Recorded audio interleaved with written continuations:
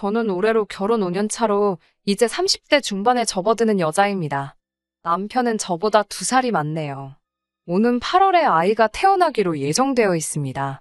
결혼 5년 차인데다가 저도 남편도 나이가 30대 중반으로 향하고 있는데 굳이 따지고 본다면 조금 늦은 감이 있기는 하지요.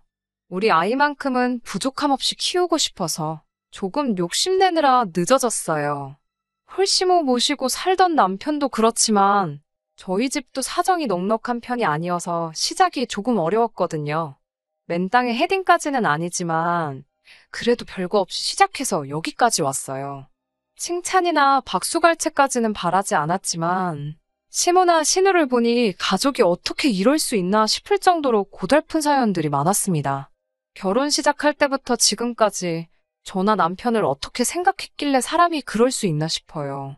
지금에 와서는 남편도 저도 행복합니다. 남보다 더 멀게만 느껴지던 시가족들, 이제는 이렇게 떼어내버리고 말았으니 솔직한 심정으로 제 속이 다 후련합니다. 아니, 굳이 따지고 들자면 신우와 시모의 갑질은 결혼 전부터, 남편이 저를 알기 전부터 시작되었겠네요. 남편과는 연애 1년 반이라는 길고도 짧은 시기를 거쳐서 결혼까지 결정하게 되었어요. 저도 30을 바라보고 있던 상황이었고 연애하면서 둘이 너무나도 잘 맞았기에 결혼을 결심하는 게 그렇게 어려울 건 없었습니다. 남편은 조금 서두르는 느낌이 없지 않아 있었는데 남편이 결혼 전에 어렵게 꺼낸 이야기는 그야말로 충격적이고 많은 고민을 하게 만들었습니다.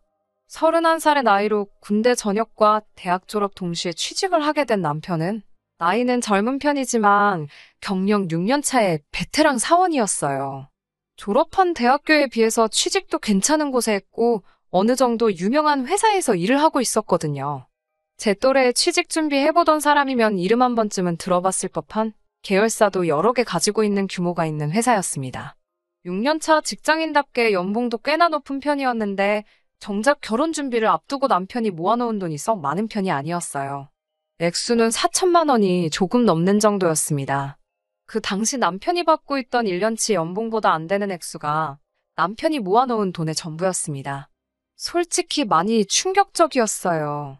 왜냐하면 저 또한 4년차의 회사원이었고 회사도 연봉도 남편보다 제가 조금 떨어지는 편이긴 했는데 그런 저조차도 통장에 이미 6천만 원의 결혼 자금이 모여있던 상황이었거든요.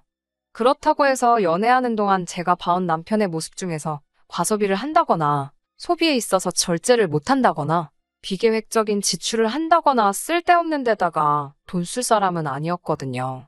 그래서 혹시 돈을 모으지 못한 부분에 대해 무슨 사정이 있는지 물어봤습니다.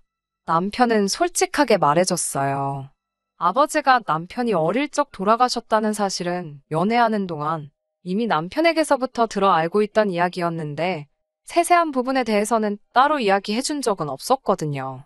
남편은 당시 홀시모 모시고 살면서 위로 누나가 한 명 있는데 누나도 아직 결혼을 하지 않아서 셋이서 다 같이 살고 있었어요.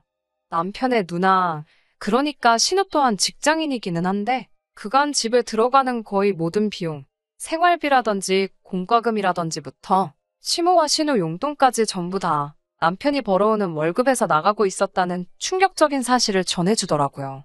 사실상 남편이 집안의 가장 역할을 하고 있었던 것이었지요. 숨기지 않고 말해준 용기가 참 가상했어요. 하지만 그렇다고 해서 정직하고 말고를 떠나 솔직히 누가 결혼 전에 그런 소리 들으면 기뻐하겠나요? 어느 집이던 그 집의 기둥은 뽑아오는 게 아니라는 말이 괜히 있는 게 아니기에 저 또한 결혼 문제가 쉽게 결정할 수 없는 일이라고 생각하고 있었습니다. 남편은 어렵게 입을 열었어요. 자기도 이런 상황에서 벗어나고 싶다고요. 처음에는 당연히 집안의 유일한 남자로 가족들을 먹여 살리는 게 자기한테 주어진 일이라고 생각했다고 합니다. 원래는 2살 위였던 누나가 돈을 벌고 있었기에 혼자서 힘들던 누나를 도와주고 싶었다고 해요. 그런데 신우는 남편이 취직을 한 그날에 다니던 직장을 그만두고 남편이 벌어오는 돈으로 놀고 먹었다고 하더라고요. 신우도 재충전에 시간이 필요하다 생각했던 남편은 딱히 다른 말은 하지 않았고 혼자 가족들 벌어먹이느라 힘들었지만 2년 정도 후에 누나가 직장을 다시 구하면서 한숨 돌릴 수 있을 줄 알았다고 하네요. 그런데 신우는 자기가 버는 돈은 자기가 버는 돈이고 생활비며 여러 비용들을 계속 동생인 남편한테서 받았었다고 해요. 남편이 달리 불만을 가지고 살지는 않았는데 저에게 청혼을 했던 그해 초에 신우가 자기 명의로 아파트를 하나 사게 되면서 생각을 고쳐먹게 되었다고 합니다. 서울 변두리에 있는 오래된 아파트이긴 하지만 자기는 6년이란 긴 시간을 일하면서 취미라고 할 만한 것도 가지지 못하고 죽어라 일만 했는데도 통장에 남아있는 돈이 한 푼도 없었다고 하네요. 그때 남편은 이 생활을 청산하고 가족으로부터 독립을 해야겠다는 생각을 하게 되었다고 합니다. 현실에서부터 달아나기 위해 저랑 결혼을 결심한 건 절대 아니고 저랑 함께라면 그 어떤 힘든 일도 이겨낼 수 있을 것 같다며 저를 향한 마음은 진심이라고 전해왔어요. 그런 사정을 저한테 거짓으로 말하고 가족들 뒷바라지 하고 있던 사실 또한 저 모르게 다른 변명으로 둘러댈 수도 있었는데 모든 걸 사실대로 말해준 걸 보니 남편의 진심이 느껴졌어요. 더 이상 가족들의 기둥이자 지갑으로 살지 않겠다는 말에 확신이 느껴져서 결국 저도 결혼을 하기로 결정을 하게 되었네요. 이래저래 해서 결혼 비용을 최소화하는 식으로 해서 돈을 좀 아끼기로 했어요.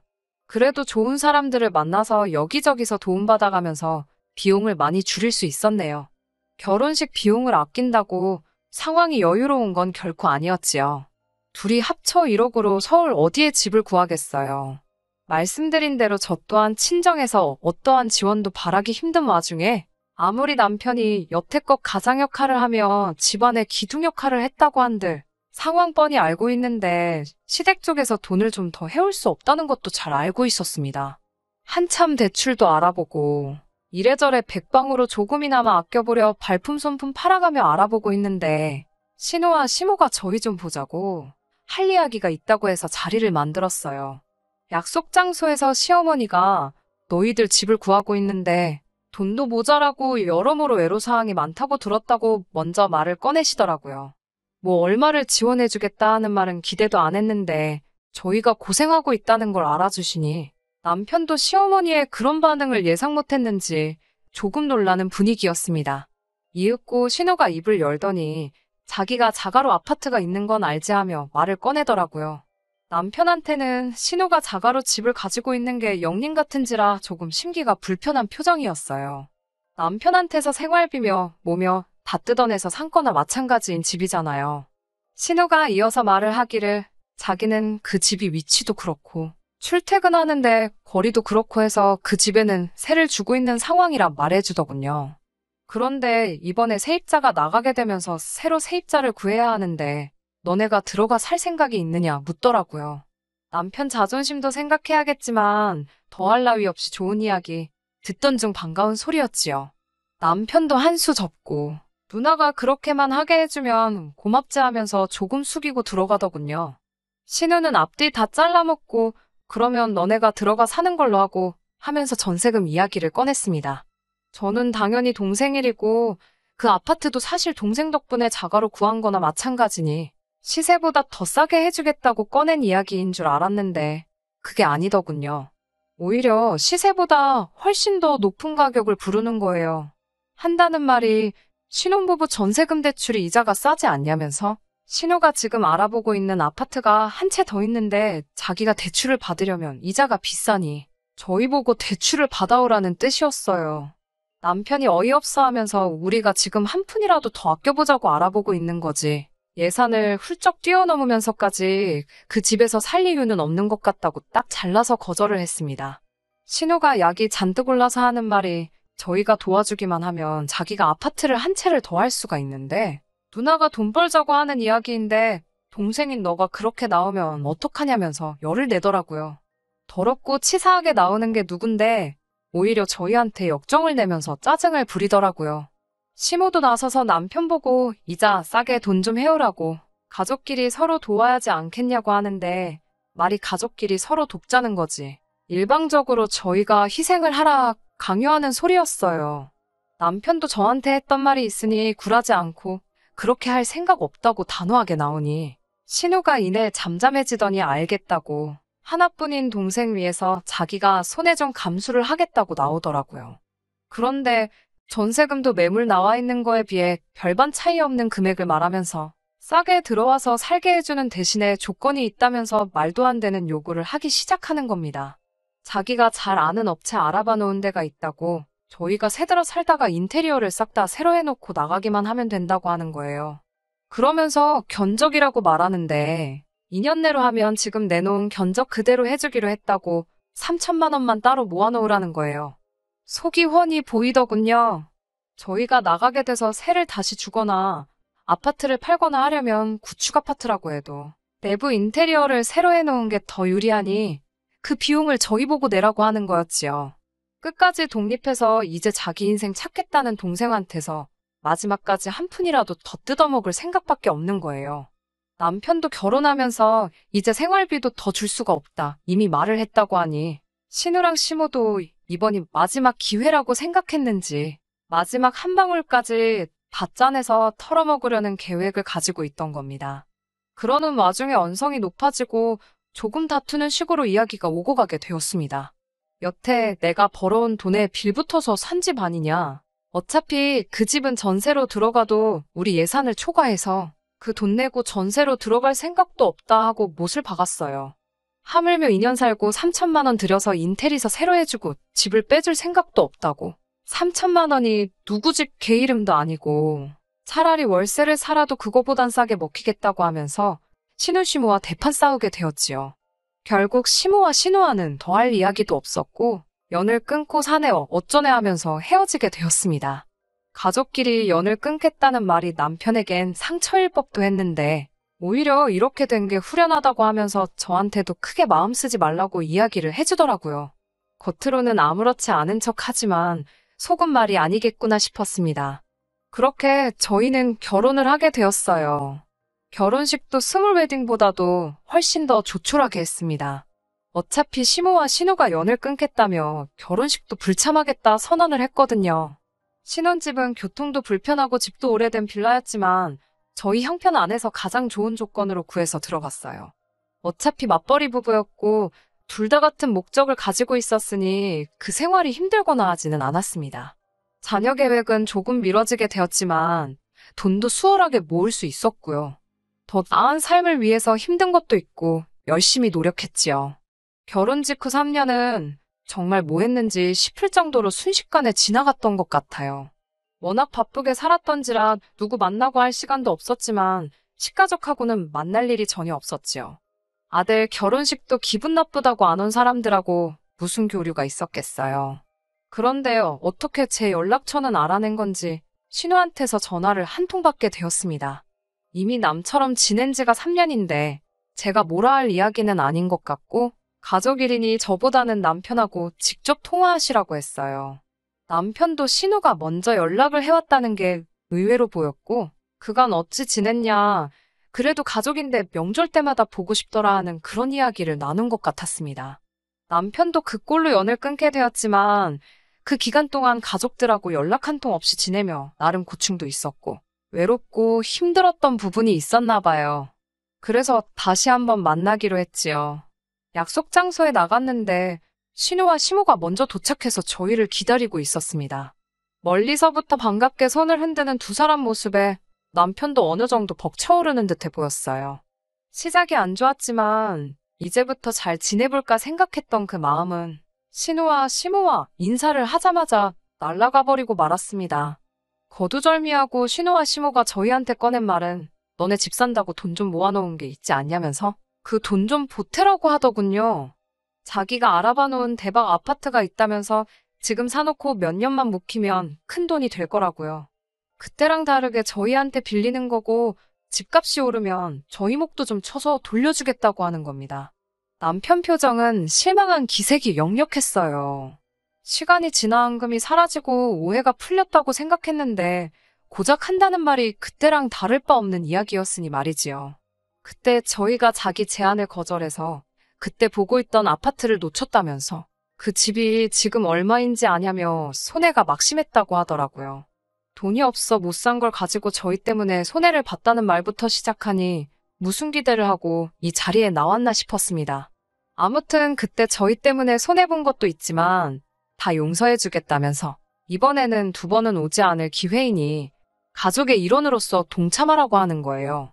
연끌을 하려는데 대출받을 곳도 없고 하니 연 끊고 지내던 저희들 돈이 필요해서 불러낸 주제에 뭐가 저리 뻔뻔한지 싶었습니다.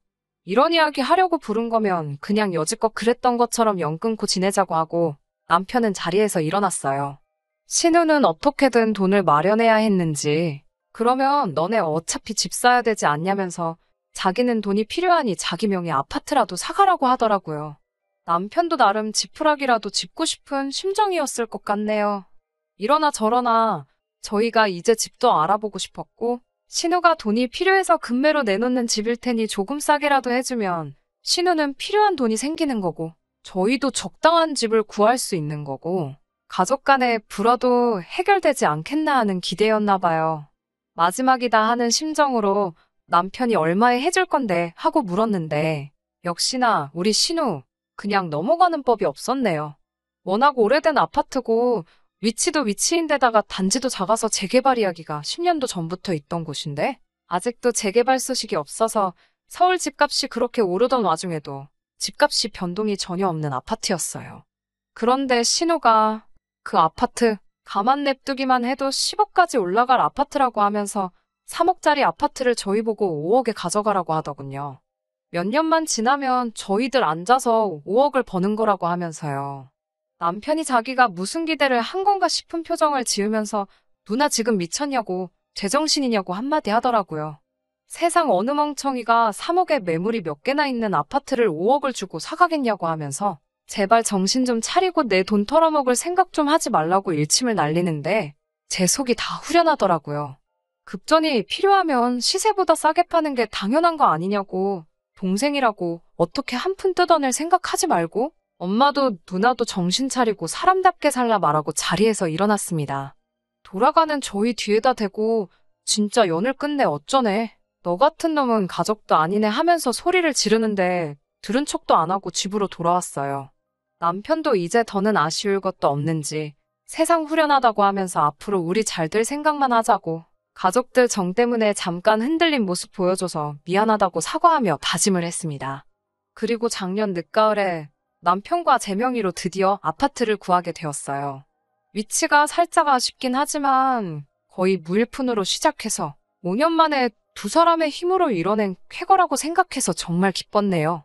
저희가 전문 기술자는 아니지만 이리저리 알아봐서 내부도 직접 고치고 저희들 보금자리를 만들었네요. 겹경사로 이사와 동시에 아이도 생기게 되었고요. 정말 너무 행복했지요.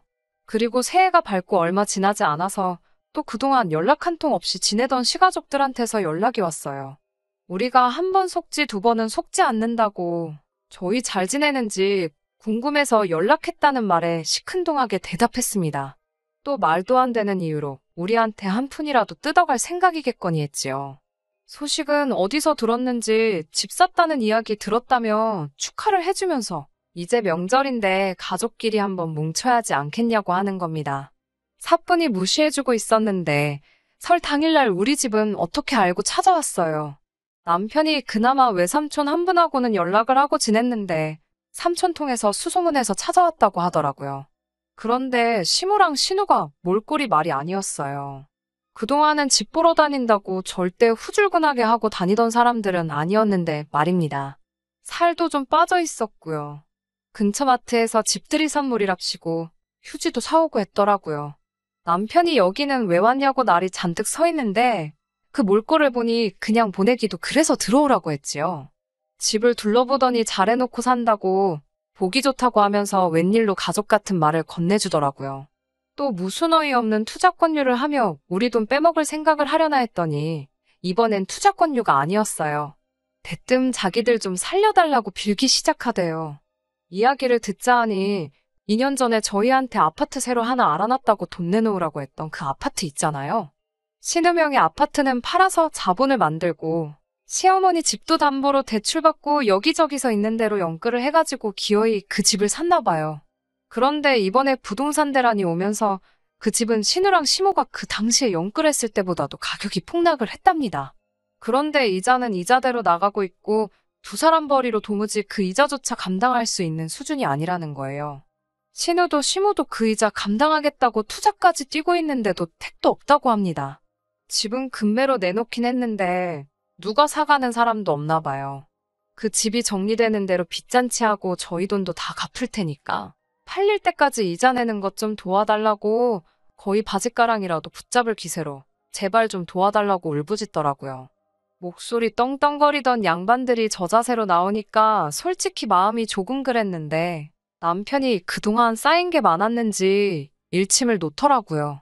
누나나 엄마가 내가 가족들 도움 필요로 할 때 뭐 하나 도와준 적이 있느냐면서 어떻게든 나한테 한 푼이라도 더 가져갈 생각만 하던 사람들이 이제 와서 도와달라고 하면 자기가 도와주겠냐고요. 집들이 선물이라고 사온 휴지를 던지면서 이 휴지가 내가 첫 직장 취직하고 나서 처음으로 누나랑 엄마한테 뭐 하나 받아보는 거라고 만약에 생각했던 대로 투자가 잘 돼서 떼돈을 벌었으면 지금 이 자리에 나를 찾아오기나 했겠냐 하면서요. 그때 내가 내 돈 투자해서 날려먹었으면 어떻게 할 생각이었냐고. 이렇게 된 거 다 자업자득이지 않냐며 일 없으니 제발 가라고 엄마나 누나나 제발 염치 좀 챙기고 살고 이제 진짜 두 번 다시 우리 앞에 나타나지 말라고 속 시원하게 한마디 하더라고요. 얼마 전에 연락이 왔어요. 어떻게 신우랑 시모는 그 아파트를 정리하기로 했나 보더라고요. 손해가 막심했지만 그래도 다행인 건 빚은 남지 않았나 봐요. 아직 시어머니 집이 있으니 두 사람 빚 없이 지낼 곳도 있고 사는데 지장은 없을 건가 봐요. 신우랑 시모가 눈물로 용서를 구하고 앞으로 두 번 다시 돈에 관련된 이야기는 하지 않겠다고 다짐을 하는데도 남편은 단호하게 그냥 거리 두고 지내자고 못을 박더라고요. 남편은 가족과 완전히 등지게 되었으니 마음 아픈 일이겠지만 이미 5년을 연을 끊고 살았는데 어느 정도 이겨낸 것 같아 보이더라고요. 사람 쉽게 변하지 않는다고 지금이야 마음고생이 끝났으니 저럴 수도 있는 거고 아직 완전 쫄딱 망한 게 아니니 또 무슨 건덕지만 생기면 안 좋은 일로 얽히게 생겼으니 그냥 이렇게 있어도 문제 없다고 그냥 앞으로 우리 인생에만 집중하고 행복하게 살자고 하더라고요. 10년간 속에 삭혀만 두고 담아두고 있던 말을 했으니 남편 속이 얼마나 후련했을까 싶어요. 저도 제가 나서서 남편과 시어머니, 신우 사이를 이어주거나 하지는 않으려고요. 다른 사람도 아니고 자기 가족들 문제니 해결할 생각이 있으면 남편이 어련히 알아서 잘하겠지 믿음이 가네요. 남의 집 기둥은 뽑아오는 거 아니라고 해서 걱정했는데 괜한 걱정을 했던가 봐요. 저희는 새 보금자리에서 곧 태어날 아이와 함께 행복하게 살 계획입니다. 끝까지 들어주셔서 감사합니다. 오늘의 사연은 여기까지입니다. 구독과 좋아요, 알람 설정 부탁드리고 더 좋은 사연으로 다시 찾아뵙겠습니다. 감사합니다.